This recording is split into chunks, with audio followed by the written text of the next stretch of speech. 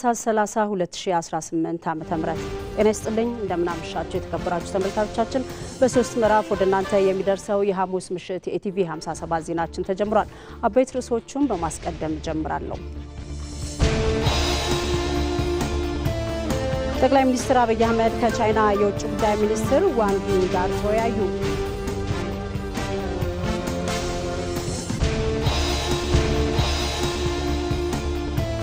በኢትዮጵያ በአየር ንብረት መዛባት ሳቢያ የሚከሰቱ አደጋዎችን ለመቋቋም ከ4.6 ሚሊዮን ሄክታር በላይ መሬት ላይ በዚህ ዓመት የተፈጥሮ ሀብት ጥበቃ ስራ እንደሚከናወን ተገለጸ።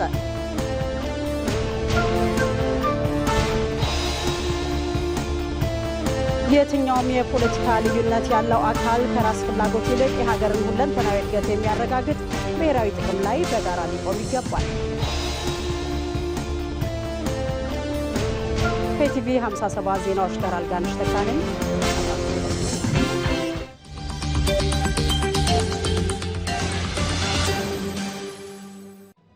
ሀገር የሐሳብ ውጤት ናት።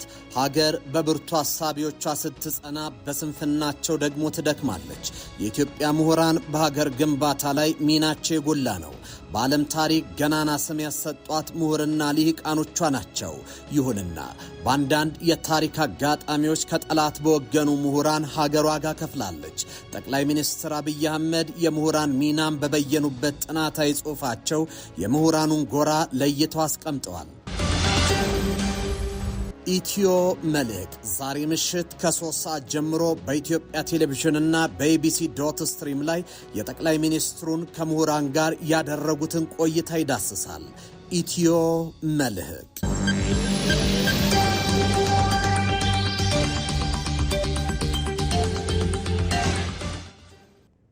አብራችሁን ቆዩ።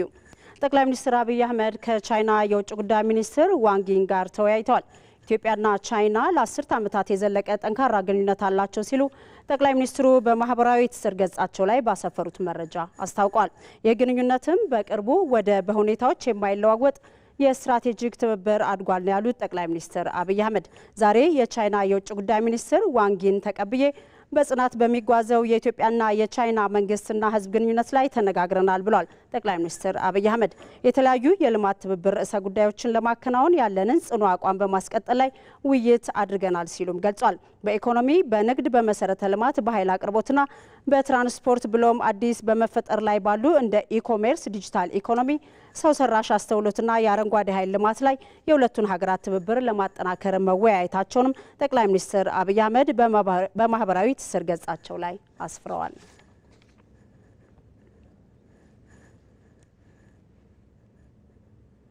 ጠቅላይ ሚኒስትር አብይ አህመድ ከቻይና የውጭ ጉዳይ ሚኒስትር ዋንግ ይ ጋር ያደረጉትን ውይይት በተመለከተ በተንቀሳቃሽ ምስል የተዘጋጀውን ተከታትለን እንመለስ።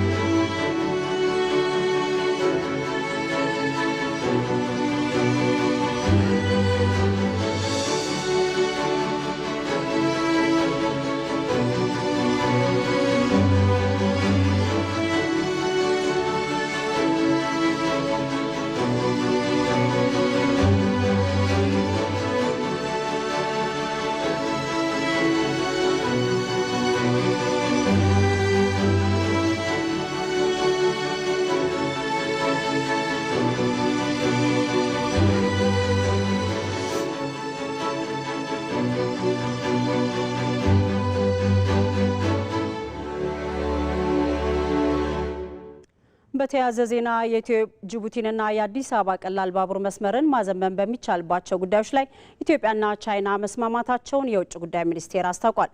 የውጭ ጉዳይ ሚኒስትር ዶክተር ጌዲዮን ጢሞቴዎስ ከቻይና የውጭ ጉዳይ ሚኒስትር ዋንግ ይ ጋር ተወያይቷል። ሁለቱ ሚኒስትሮች ባደረጉት ውይይትም ኢትዮጵያና ቻይና በኢትዮጵያ ያለውን የኢትዮ ጅቡቲም ሆነ የአዲስ አበባ ቀላል ባቡርን በማዘመን በልማትና በሌሎች ጉዳዮች ላይ መስማማታቸውን የመካከለኛው ምስራቅ የእስያና ፓሲፊክ ሀገራት ጉዳዮች ዳይሬክተር ጀነራል አምባሳደር ዳዋኖ ከድር ገልጸዋል። አሁንም በተደረገው ውይይት በተለይም የኢትዮ ጅቡቲ የባቡር መንገድ የማሻሻያ ስራዎች አብሮ ለመስራት እንደዚሁም አዲስ አበባ ላይ ቀላል ባቡር ትራንስፖርትም የበለጠ ለማሻሻል ውይይት ተደርገዋል። ሌሎች በርካታ የልማት እንቅስቃሴዎችን በዝርዝር እንዴት አድርገው እንደሚጠናከሩ ውይይት ተደርጎባቸዋል። ኢንቨስትመንትን በጋራ ለማጠናከር በቱሪዝም መስክ በተለያዩ የትብብር መስኮች በጋራ ጠንከር ያለ ስራ ለመስራት የበለጠ ለማሳደግ ስምምነት ላይ የተደረሰበት በጣም ጥሩ ውይይት ነበረ። እንደ ሪፖርተራችን ሳምሶን በላይ ዘገባ ኢትዮጵያና ቻይና በማንኛውም ሁኔታ ውስጥ የማይናወጥ ግንኙነት ያላቸው ሀገራት መሆናቸውን አምባሳደር ዳዋኖ ከድር ገልጸዋል። እንደዚሁም ደግሞ የቻይናና የኢትዮጵያ ግንኙነት ከዚህ በፊት በፈረንጆች 2023 ዓ.ም ክቡር ጠቅላይ ሚኒስትራችን ዶክተር አብይ ቤጂንግ በጎበኙበት ወቅት ከቻይናው መሪ ጂጂፒንግ ጋር ባደረጉት ውይይት የቻይናና የኢትዮጵያ ግንኙነት ከስትራቴጂክ ፓርትነርሺፕ በእንግሊዝኛ ኦል ዌዘር ስትራቴጂክ ፓርትነርሺፕ ነው የሚባለው። ይሄ ማለት በማንኛውም ሁኔታ ውስጥ የማይናወጥ ግንኙነት ማለት ነው። በማንኛውም ሁኔታ ውስጥ ኢትዮጵያና ቻይና አብሮ ይቆማሉ። ወደዛ ደረጃ ከፍ አድርገውታል። ከአፍሪካ ሀገሮች ቻይና እንደዚህ አይነት ግንኙነት ያላት ከኢትዮጵያ ጋር ብቻ ነው። ያንን የሚያጠናክር ነው በተግባርም እየተደረገ ያለው። በዓለም ላይ ከ44 በላይ ሀገራት ወደብ አልባ የባህር በር የሌላቸው ናቸው። የዓለማችን የጂኦፖለቲካና የኃይል አሰላለፍም ከባህር በር ጋር የተሰፋ እስኪመስል ድረስ ሀያላኑ የሚሻኮቱበት ነው። ኢትዮጵያም ከህግ አግባብ ውጪ ያጣችውን የባህር በር በዓለም አቀፍ ህግ መሰረት ለመመለስ የባህር በርን የትውልድ ጥያቄ አድርጋ ይዛለች። ለመሆኑ የኢትዮጵያን ጥያቄ ከተቀረው ዓለም ምን ይለየዋል? ጉዳያችን ነው። ጠብቁን። ሀገራዊ ቁጭቶች የኢትዮጵያውያን የነበሩ ሀብቶችን እንዴት ኢትዮጵያውያን ሳንጠቀምባቸው ቀረን? ሀብቶቻችን ከህግ ውጪ በምን አግባብ ተላልፈው ተሰጡ? ሀገራዊ ስብራቶቻችን የትና እንዴት ገጠሙን? በምን መንገድ በዘላቂነት እንሻገራቸው? የትናንትና የዛሬ ተደራራቢ ኃላፊነቶችንስ እንዴት እንወጣ? የሚሉ የመደመር መንግስት እሳቤዎችን ከብሔራዊ ጥቅሞቻችን አንጻር እያየን በጥር ወር በሰፊው እንፈትሻለን። ይጠብቁ።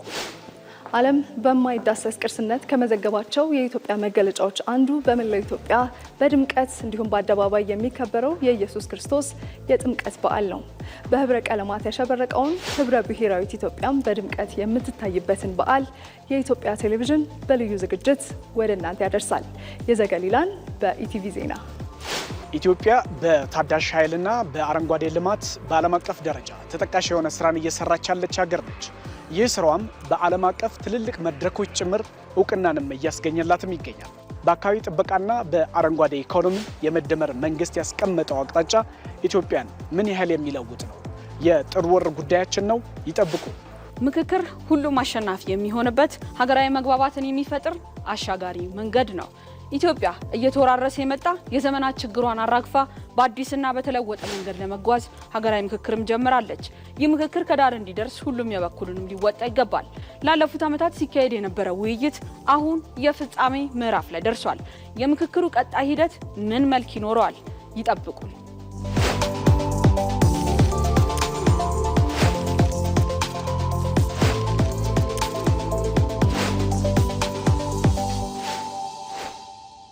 ከኢትዮጵያ ቴሌቪዥን ምዕራፍ 1 ኢቲቪ 57 ዜናዎቻችን ቀጥለዋል። በኢትዮጵያ በዚህ ዓመት በአየር ንብረት መዛባት ሳቢያ የሚከሰቱ አደጋዎችን ለመቋቋም ከ4.6 ሚሊዮን ሄክታር በላይ መሬት ላይ የተፈጥሮ ሀብት ጥበቃ ስራ ይከናወናል። የአፈር መሸርሸርን ለመከላከል በ22000 ተፋሰሶች ላይ የሚከናወነው የተፈጥሮ ሀብት ጥበቃ ስራ ለትውልድ የሚተርፍ የህልውና መሰረት እንደሚጥልም ታምኖበታል። መሐመድ አልቃድር ዝርዝር አለው። ይህ የኮንሶዎች የእርከን ስራ ጥበብ ያለም እውቅና ማህተም ያረፈበት ታላቅ ስራ ነው። የኮንሶ ህዝብ ለዘመናት ድንጋያማውንና አስቸጋሪውን ተራራ በእርከን በማጠር አፈርን ጠብቆ የማቆየት ጥበብን ለዓለም ያስተማረም ነው። ዩኔስኮ ይህንን ስራ የሰው ልጅ ከአካባቢው ጋር ያለውን ስምምነት መግለጫ በማለት በዓለም ቅርስነት መዝግቦታል። የኮንሶ ህዝብ እርከን በመስራትና አፈርን በመጠበቅ ውሃን በመጠበቅ ያለው ልምድና ብቃት ለመላው የኢትዮጵያ ህዝብ ከፍተኛ የሆነ አስተማሪ ተግባር ነው።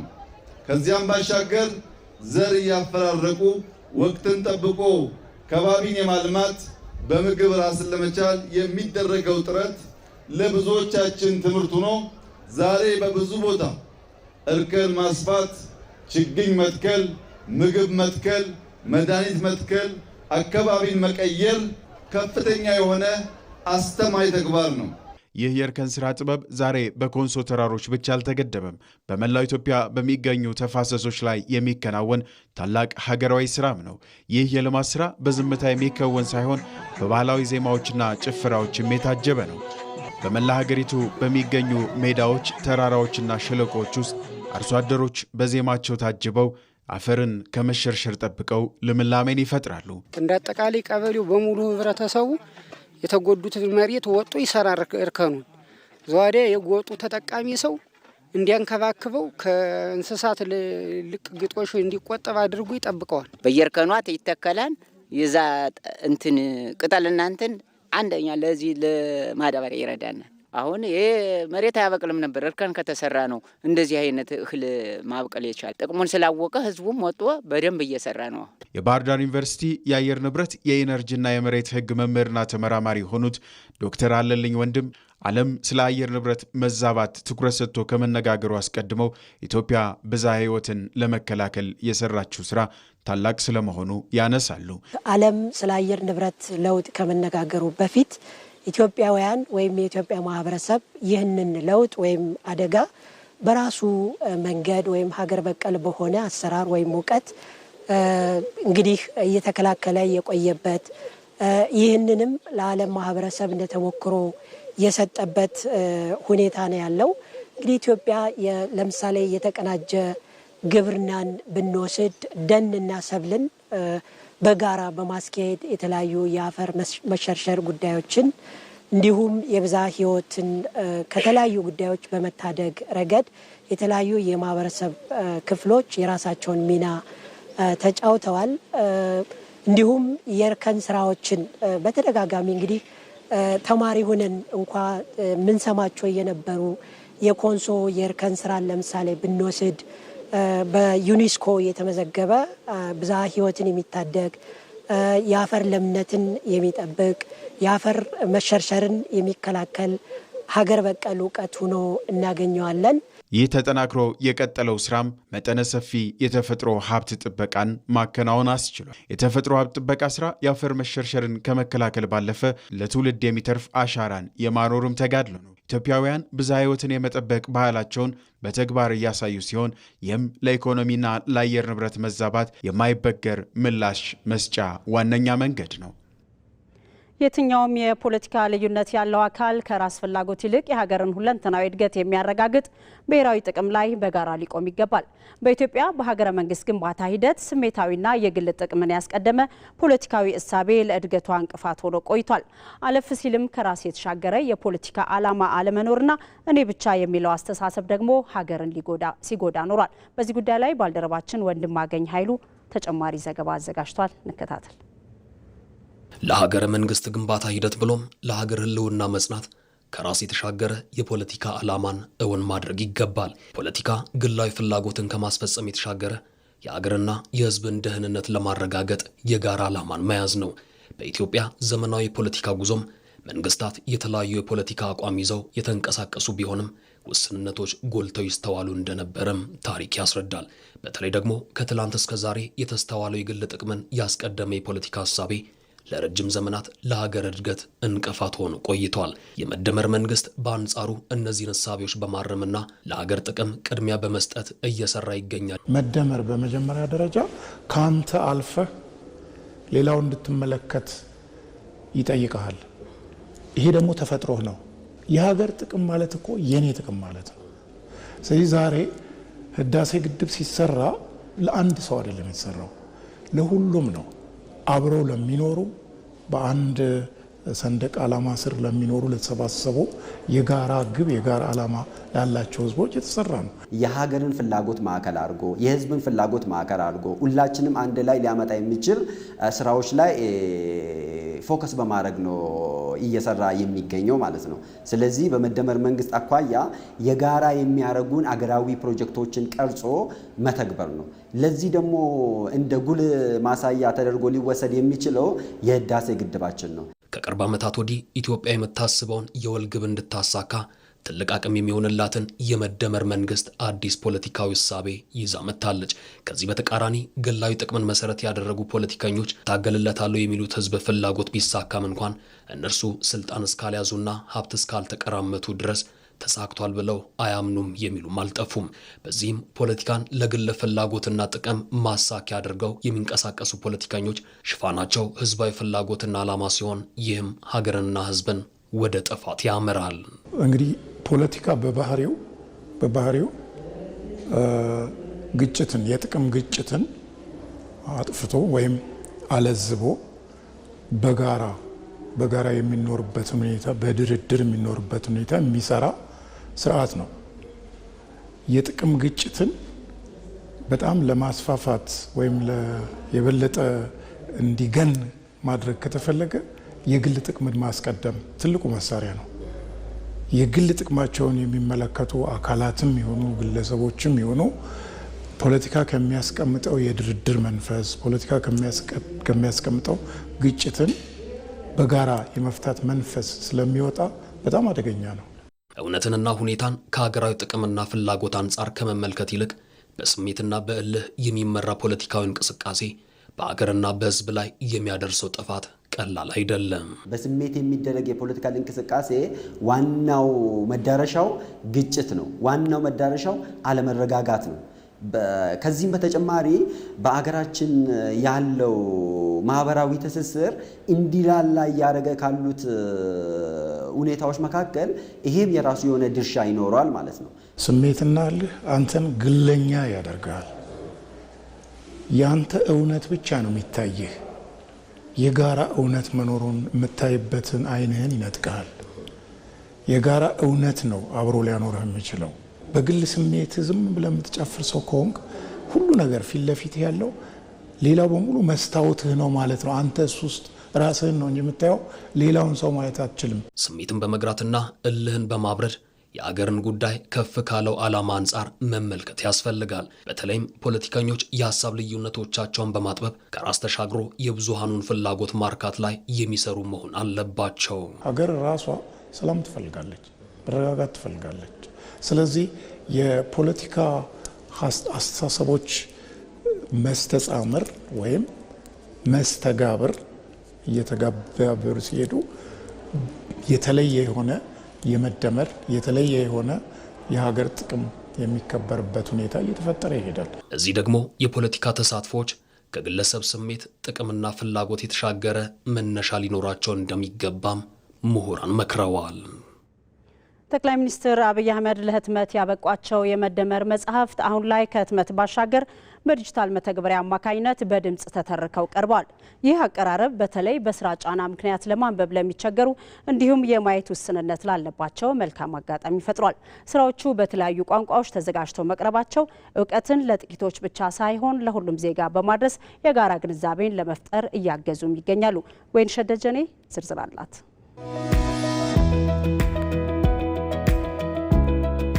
በጠቅላይ ሚኒስትር አብይ አህመድ ተጽፈው ለንባብ የበቁት መደመር፣ የመደመር መንገድ፣ የመደመር ትውልድና የመደመር መንግስት መጽሐፍት የኢትዮጵያን የለውጥ ጉዞ ከመነሻው ጀምረው እስከ ቀጣይ አቅጣጫዎች በግልጽ ያመላከቱ ናቸው።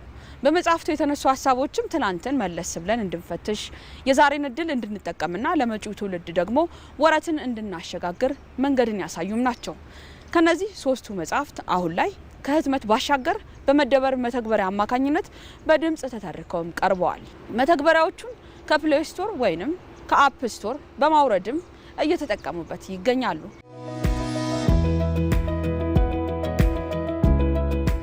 በዕለት ተዕለት ሩጫ መጽሐፍ ገልጦ ለማንበብ ጊዜ ማግኘት ላልቻሉ አማራጭም ሆኖ መጥቷል። የቋንቋና የስነ ጽሑፍ ተመራማሪው ዶክተር መኳንን ጥላውን እንደሚሉት ይህ የድምጽ አማራጭ ዕውቀትን ተንቀሳቃሽ አድርጎታል። አንድ የስራ መሪ ወደ ቢሮ በመኪና እየሄደ ወይንም በስራ ጫና ውስጥ ሆኖ የሀገሩን የለውጥ ጉዞ አቅጣጫዎች በጆሮ እያዳመጠ ዕውቀቱን ማደስ ይችላል። መተግበሪያውን ሳየው በእኛ ሀገር አይ ቲንክ የመጀመሪያ ኦዲዮ ቡክ አፕ ነው ብዬ ነው የምወስደው። ምናልባት ሌሎቹን ቼክ አላረኩ ይሆናል። የውጭ ብዙ አሉ ኦዲዮ ቡኮች ራሳቸውን የቻሉ ሶፍትዌሮች እና አፕሊኬሽኖች አብሯቸው ይመጣል። ይሄኛው ግን አንድ በምዕራፍ የተቀመጠ ነው። ሁለተኛ ደግሞ ኢዚሊ አክሰሰብል ነው። ኦዲዮ ኳሊቲው በጣም ጥሩ ነው። ድምጹ በጣም ጥሩ ነው። ይዘቶቹ የቀረቡበትም ጥሩ ነው እና ለአጠቃቀምም በጣም ቀለል ያለ ነው። አማራጮችም አሉት። ይህ የቴክኖሎጂ ውጤት ትልቁ ስኬቱ ግን ገደቦችን ሰባብሮ መግባቱ ነው። በተለይም የማየት ውስንነት ያለባቸው ዜጎች ቀደም ሲል ሌሎች እንዲያነቡላቸው ይጠብቁ ነበር። አሁን ግን በመደመር መተግበሪያ አማካኝነት የሀገራቸውን ወቅታዊ ፍልስፍና ያለምንም ገደብ እንዲረዱ በር ከፍቶላቸዋል። ሀሳቡ በቋንቋም ሆነ በአካል ሁኔታ ሳይገደብ ለሁሉም ዜጋ መድረሱ መደመር የጥቂቶች ሳይሆን የሁሉም መሆኑን በተግባር ያሳየ ሆኗል። በብሬል ሁሉም መጽሐፍ አይዳረስም። ስለዚህ እነዚህ ልበ ብርሃኖች መጽሐፉን የማዳመጥ እድል ይፈጥርላቸዋል። እነሱንም ተደራሽ ያደርጋል። አማራጮች አሉ። አይቶ የሚያነብሰው አለ። እንደገና ደግሞ አድምጦ ያዳመጠውን ነገር በእዝነ ህሊናው እያሰበ የሚረዳ የሚመላለስበት ሰዋል። በእንግሊዝኛም መዘጋጀቱ በተለያየ ቋንቋ መዘጋጀቱ ብዙሃኑ ጋር እንዲደርስ እድል ይፈጥራል። ለቴክኖሎጂ ቅርብ የሆነው ወጣቱ ትውልድ ደግሞ አዳዲስ ስልቶችን ይሻል። ወጣቶች የታሪክ ዕዳዎችንና የወደፊት ተስፋዎችን በሚመጥናቸው ዘመናዊ መንገድ እንዲረዱ በማድረግ ረገድ የዲጂታል ድምፅ አቀራረቡ ሚናው የላቀ ነው።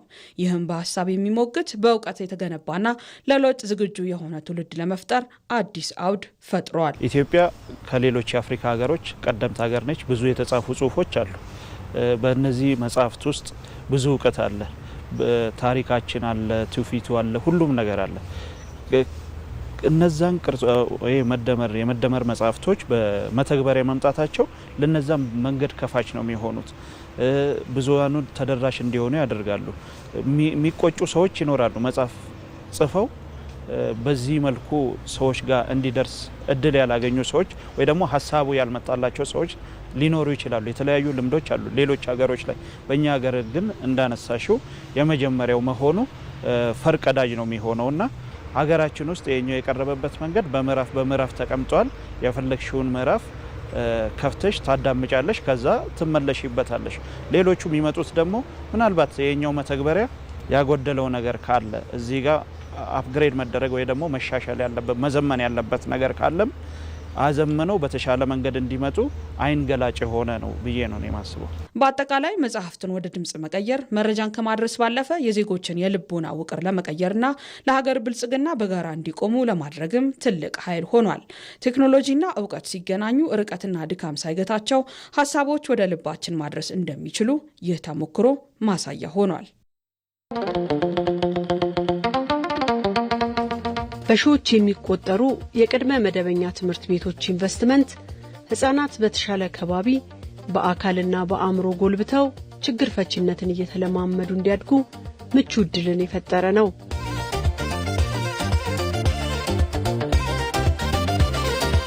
ህፃናትን ማስተማር ለሀገር ግንባታ ጽኑ መሰረትን መጣል ነውና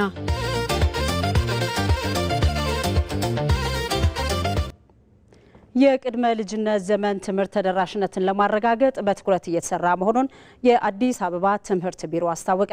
የቅድመ መደበኛ ትምህርት ትግበራ እንደ ሀገር የትምህርት ዘርፉን ስብራት እየጠገነ ያለ መሳሪያ ነው። ዝርዝሩን ብርቱካን አስናቀ ታቀርበዋለች።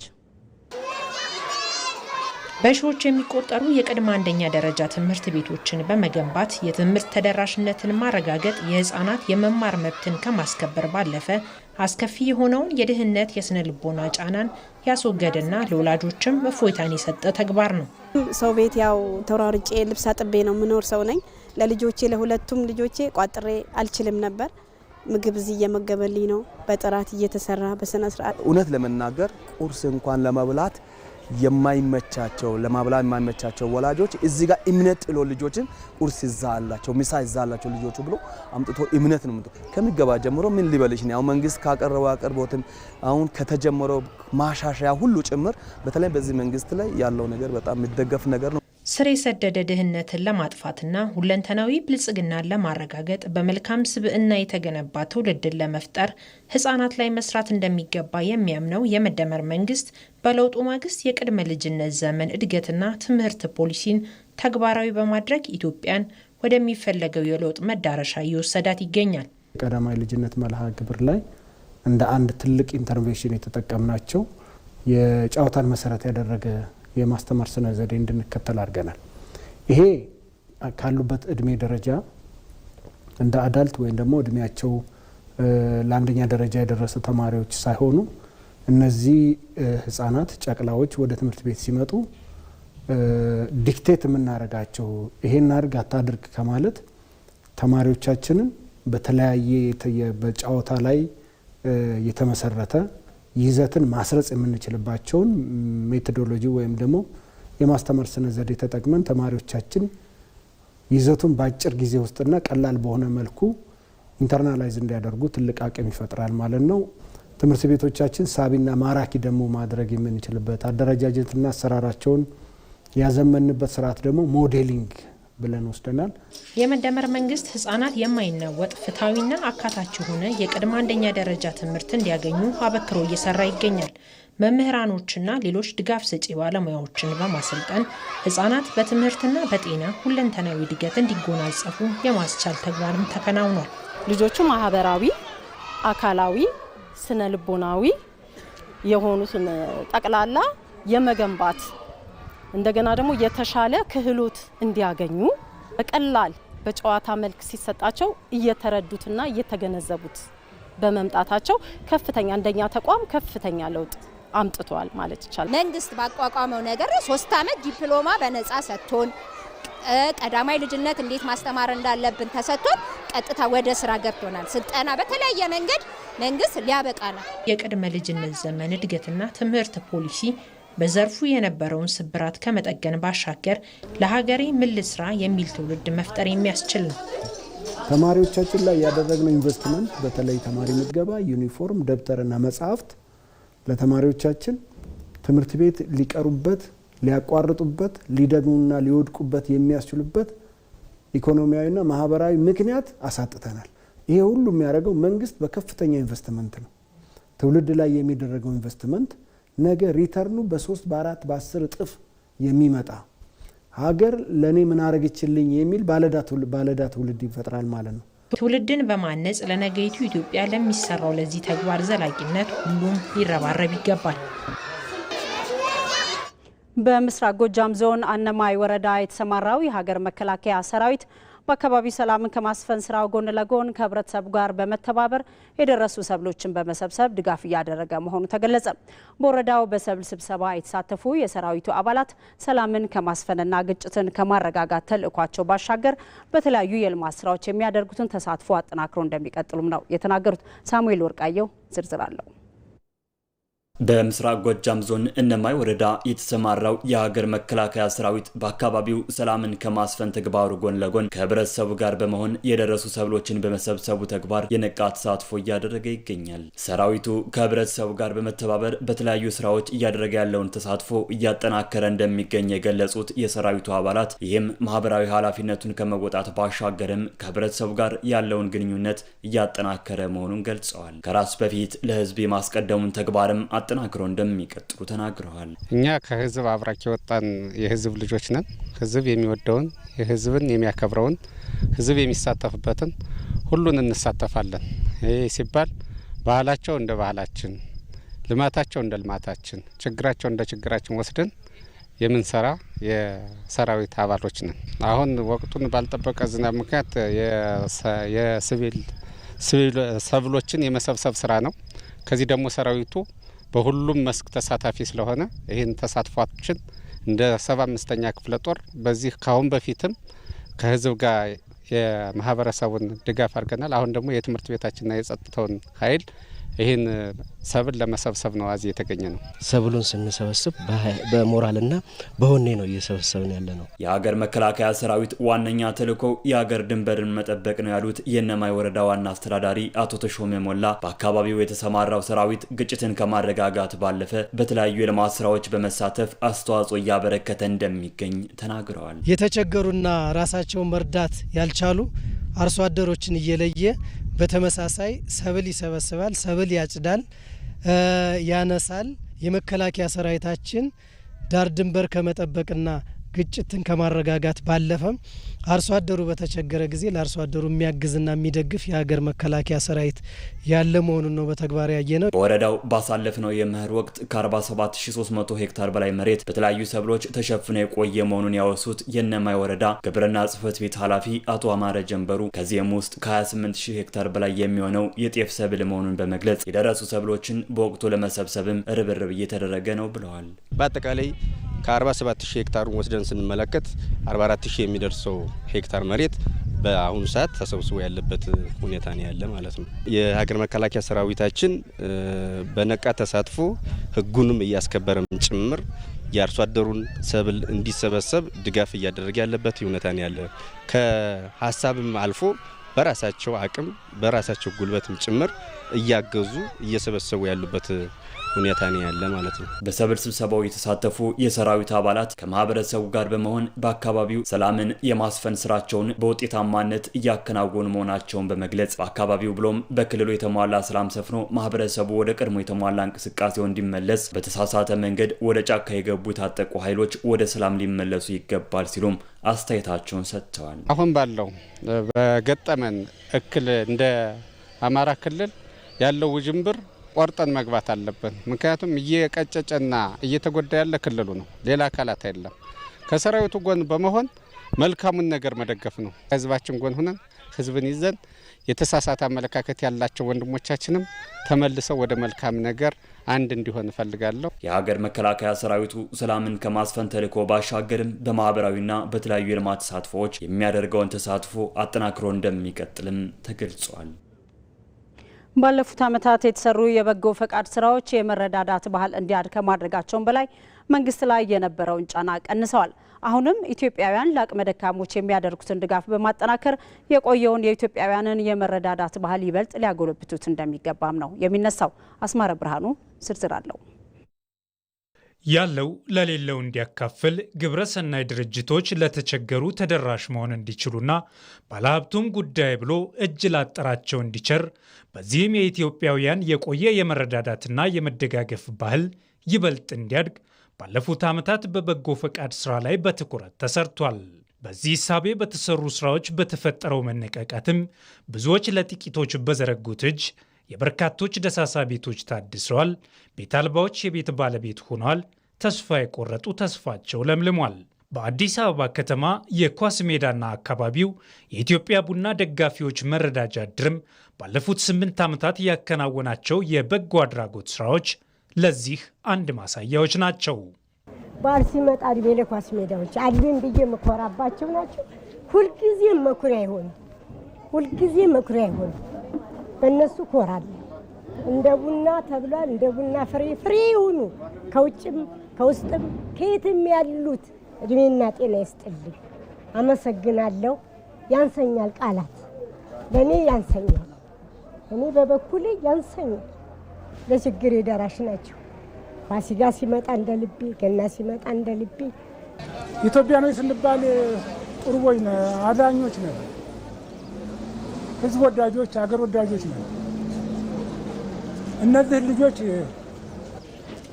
ፈጣሪ ነግሯቸው እንጂ እነሱ አይደለም፣ ከነሱ የፈለቀ አይደለም።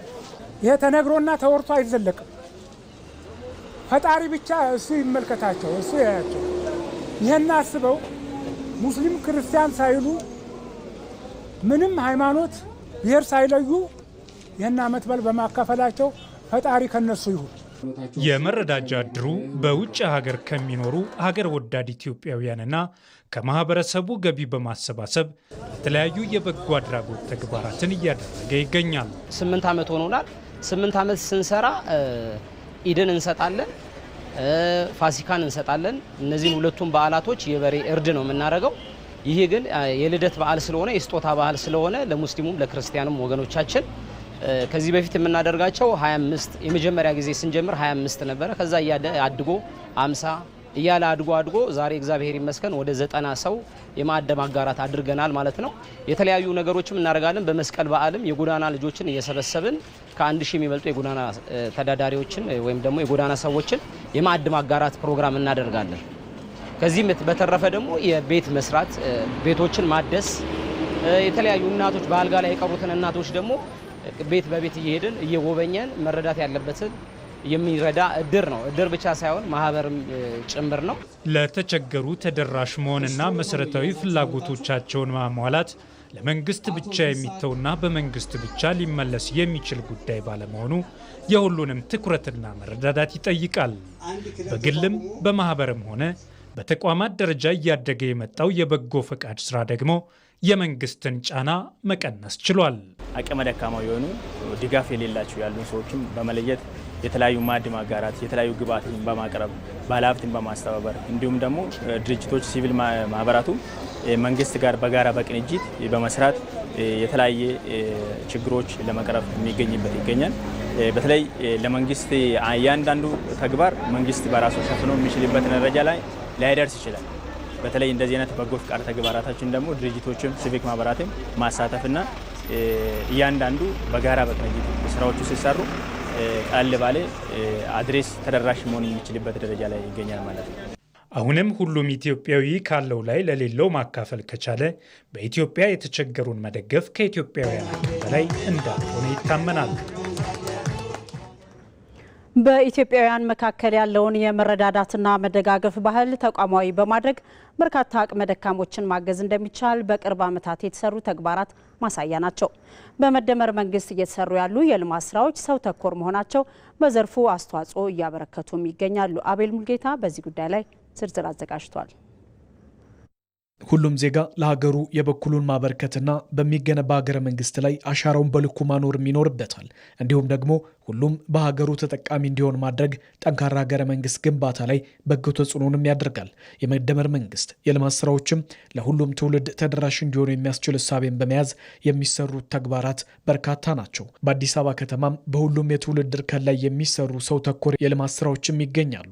ከነዚህ መካከል ደግሞ አቅመ ደካሞችን በዘላቂነት መርዳትና መንከባከብም አንዱ ነው። የሀገርን ስብራት ከመሰረቱ የመጠገን ስራ የተሰራበት የአዲስ አበባ ከተማ ህፃናት ሁሉም መልካም ህይወት ጅማሬ እንዲኖራቸው ራዕይ አድርጎ የሰነቀ ነው። ይህ በጣም ትልቅ ውጤት እያስገኘ ያለ ነው። ሁለተኛው ለነገዋ የሴቶች የስልጠና የክህሎት ማበልጸጊያ ማዕከል ነው። ይሄም ብዙ አስታዋሽ ያልነበራቸውን በቀጥታ ከከተማይቱም ከሀገርም ትሩፋት ተጠቃሚ ያልነበሩ በተለያየ ጉዳትና ስብራት ውስጥ የነበሩ ሴቶችን ታርጌት ያደረገ። ሶስተኛው ማንሳት የምንችለው በአዲስ አበባ ከተማ አስተዳደር የሳንሻይን ፊላንትሮፒ ፋውንዴሽን የአረጋውያን መጠለያና መጦሪያ ማዕከል ነው። ይሄ ማዕከል ለሀገራቸው በዘመናቸው በጉብዝናቸው ወቅት በርካታ ፋይዳ በርካታ ኮንትሪቢዩሽን ነበራቸውን አረጋውያን ሰብስቦ ሙሉ ማህበራዊ፣ ኢኮኖሚያዊ፣ ስነልቦናዊ አገልግሎት የሚሰጥ በተለይ ደግሞ አገራቸው እንደማጠላቸው ተስፋ እንዳላቸው አሁን ላለውም ዜጋ ጭምር አመላካች የሆነ በአይነቱ ልዩ የሆነ የአረጋውያን መጦሪያ ማዕከል ነው። እነኚህ የመሳሰሉት ተጠቃሾች ናቸው ማለት ነው። በአዲስ አበባ ከተማ አስተባባሪነት በሰንሻይን ፊላንትሮፒ ፋውንዴሽን የተገነባው የአረጋውያን መጦሪያ ማዕከል ውስጥ በርካታ ዜጎች ተጠቃሚም ሆነውበታል። ይህም በከተማው ካሉ ሰው ተኮር የልማት ስራዎች መካከልም የሚጠቀስ ነው። ዝም ስንኖር አሁን መንግስትም በጥሩ ሁኔታ ነው ያዘን። የእኛን እድል ሁሉም ቢያገኝ ምኞቴ ነው።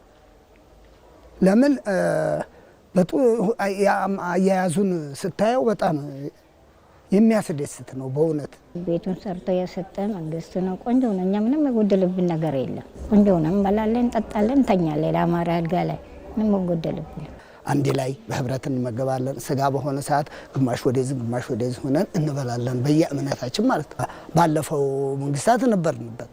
በዛ ጊዜ ይሄ ነገር እንደዚህ ፈቃጅ የሌለውን ሰው የሚፈቅደው የለም ነበር። ያው በራሱ ጥሩ እግሮ ነው እንጂ። በኢትዮጵያውያን መካከል ያለውን የመረዳዳትና የመደጋገፍ ባህል ተቋማዊና ስርዓታዊ በማድረግ ረገድ መንግስት ከፍተኛ ሚና አለው። ለዚህም የማስተባበርና የመምራት ኃላፊነትን በመወጣት አኳያ የተሰራው የአረጋውያን ማዕከሉ በማሳያነትም የሚጠቀስ ነው። ይህን የመረዳዳት ሀሳብ ለማደራጀት ተቋማዊ ለማድረግ የሚያስፈልገን ነገር ምንድነው? ሁሉም አካል ሚናውን ድርሻውን በተገቢው እንዲወጣ ማድረግ ነው። መንግስት ዋነኛው ባለቤት ነው። የአዲስ አበባ ከተማ አስተዳደር በዚህ ስራው ተጠቃሽ ነው። ለምሳሌ የአዲስ አበባ ከተማ አስተዳደር የአረጋውያን መጦሪያና እንክብካቤ ማዕከል የሆነውና ከሳንሻይን ፊላንትሮፒ ጋር በትብብር የምንሰራው ማዕከል ነው። ይህ ማዕከል ሀሳቡ ከዚህ ቀደም የአዲስ አበባ ከተማ አስተዳደር ዘመን ጠገብ የነበረ ያረጀ ማዕከል ነበረው። ያንን በማሻሻልና በማሸጋገር ሂደት ራሱን ሲያዘጋጅ አጋር መፈለግ ነበረበት። ሳንሻይን ፊላንትሮፒን አገኘ። ሳንሻይን ፊላንትሮፒን ሰብሰብ አድርጎ ወደዚህ ስራ ለማስገባት ደግሞ ሰፊ ድጋፍ አደረገለት።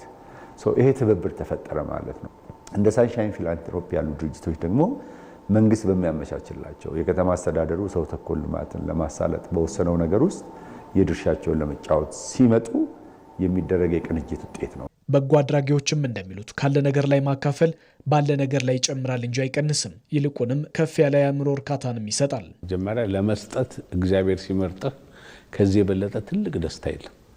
ሁለተኛ ካለህ ነገር ላይ በመጽሐፍ ቅዱስም ይሁን በቁርአን ከምታገኘው ነገር ላይ የተወሰነ ፐርሰንት ለችግረኞች ሰዎች እርዳ ይላል። ይሄ ማድረጉ በህሊና ሊያስደስት የሚችል ነገር ነው። በጣም ከሚገርመው ነገር ሀብታምም ይሁን ድሃ ይሁን በሰጠ ሰዓት ይጨምርለታል እንጂ አይቀንስም። ሰው የሚቀንስ ይመስለዋል። ያልታሰበ ነገር ላይ ይመጣል። አሁን እኛ የአረጋውያን መንደሩን ስንሰራ የራሱ የሆነ G+2 ቢልዲንግ ሰራ፣ ሙሉ ለሙሉ ተከራይቷል። ያ የተከራየው ገንዘብ ቀጥታ ለአረጋውያኖቹ ወጪ ነው። ስለዚህ ምንም አይነት እኛ ሄደን ከመጎብኘት በስተቀር ለአመት በዓል በጋራ አለም ብለን ከማየት በስተቀር በጣም ከሚገርም ነገር በአሁን ሰዓት ከኪሳችን የምናወጣው ምንም ነገር የለም። በኢትዮጵያውያን መካከል ያለው የመረዳዳትና የመደጋገፍ ባህል አጋጣሚዎችን ብቻ የሚጠብቅ ከመሆን ይልቅ ዘለቄታዊና ስርዓታዊ መሆን ከቻለ ደግሞ እንደ ሀገር ብዙ መስራትም ይቻላል። ሰዎችን መርዳት ያለብን እውነትን ጠብቀን ጊዜን ጠብቀን አይሆንም። መደገፍ ያለበት ሰው ሁሌም ድጋፍ ይፈልጋል።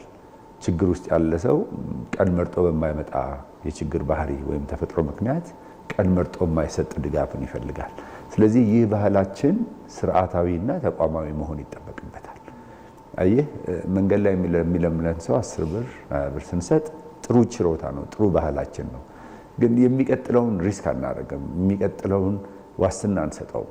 መረዳዳታችንን ስርዓታዊ ስናደርግ ዘላቂ እንዲሆን የሚረዳውም ሰው እንዳይጨነቅ ነገ ምን ይሆናል ብሎ እንዳያስብ እንዳይፈራ ወደ ሌላ ነገር እንዳይሄድ ይከለክለዋል። እንደ ሀገር የጋራ ተጠቃሚነትን በሚያሳድግ መልኩ በመደመር መንግስት እሳቤ እየለሙ ያሉ በርካታ ሰው ተኮር የልማት ስራዎችም ይገኛሉ።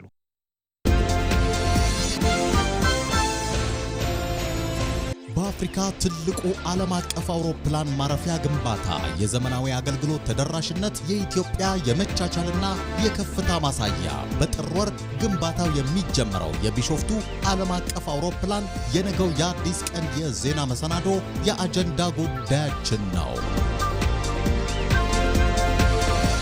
የአየር ማረፊያው ግንባታ ማብሰሪያ በጉባ ከተበሰሩ ግዙፍ ሀገራዊ ፕሮጀክቶች አንዱ ነው። አዲስ አበባ በስተደቡብ 40 ኪሎ ሜትር ርቀት ላይ አቡዜራ ተብሎ በሚጠራው ስፍራ በ10 ቢሊዮን የአሜሪካን ዶላር የሚገነባ የቢሾፍቱ ዓለም አቀፍ አውሮፕላን ማረፊያ ነው። ይህ ዘመናዊ ተርሚናሎችን፣ የአውሮፕላን ጥገና ማዕከል፣ የካርጎ ማስተናገጃ ማዕከልን ጨምሮ የመንገደኞች ማስተናገጃዎችን ያካተተ ነው። ኢቲቪ በነገው የአዲስ ቀን መሰናዶ በኢትዮጵያ ታሪክ በከፍተኛ ወጪ የሚገነባው የቢሾፍቱ ዓለም አቀፍ የአውሮፕላን ማረፊያ የኢትዮጵያን ከፍታ ከማረጋገጥ አልፎ ለአፍሪካውያን የትስስር መንገድ ምን አይነት አቅም የሚፈጥር ነው የሚለውን ጉዳይ ይዘን እንጠብቃችኋለን። ከ1 ሰዓት እስከ 3 ሰዓት በሚኖረው ቆይታም እንግዶችን በዚህ ጉዳይ ላይ ጋብዘን ተጨማሪ ዘገባዎችን ይዘን እንጠብቃችኋለን። አዲስ ቀን።